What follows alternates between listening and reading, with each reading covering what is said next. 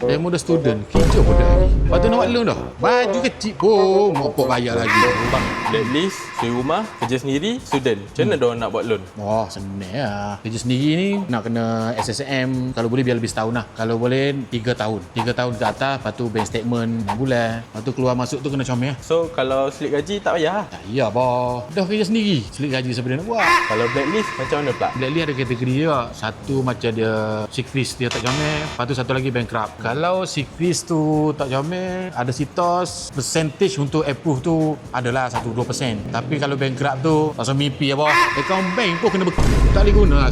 Kalau tak boleh ambil loan bang, tak ada cara lain ke? Cara dia settle hutang lama. Demo tak settle hutang lama. Macam mana bank nak bagi? Hutang lama pun tak settle. Bank dah tak percaya demo. Dia nak bagi. Main medok lah boh. Kalau demo pinjam dengan awal pun. Kau minta demo tak bagi. Lepas tu demo minta pula. Ingat awal lagi? Main medok lah. Bang, student. Adik saya loan kereta tak dapat. Macam mana Demo dah student. Kerja pun tak lagi. Lepas tu nak buat loan dah. Baju kecil pun mopok bayar lagi.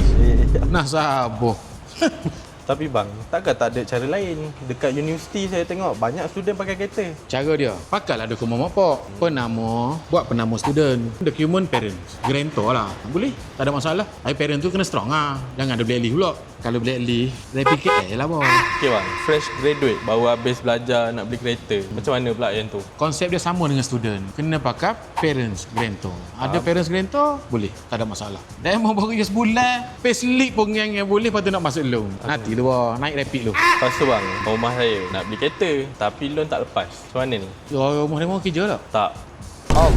Dah tak kerja, macam mana nak buat? Demo bayar apa ni duit dia apa semua hari-hari ada bagi payslip dia? Tak. Ada tak. Kan aku mana nak buat loan. Tapi ada cara dia. Berah demo beli Betul. Demo lah beli kereta boh. Pakailah nama demo. Itu pun sebagai daripada nafkah. Beras saya beli, kereta pun saya beli. Memel lah. Tapi demo kena tahu kok. Kena layuk lah. Gaji, okey. Jangan blacklist pula. Blacklist tak boleh apa. Demo share lah kereta. Ataupun dua-dua naik rapid. Bah, percuma ada serangan. Kalau demo fresh graduate, student, suri rumah, kerja sendiri. Nak cari kereta, boleh cari abang di Prime Way Subajaya. Allah.